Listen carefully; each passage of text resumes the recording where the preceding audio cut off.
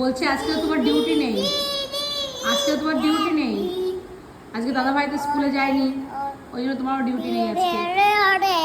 তুমি কি বলছো? কি কেড়ে দিবা সকালবেলা? সকালবেলা পড়াশোনা করছে। হ্যাঁ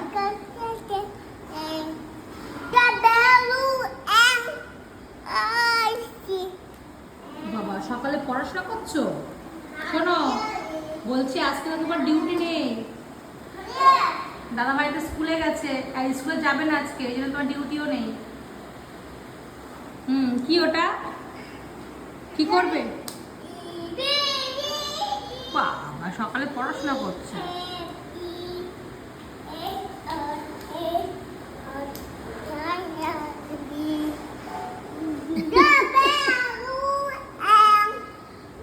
বলছে সকালবেলা উঠে ঝড় বৃষ্টিকে কাছে দিয়ে কেটে দেবো।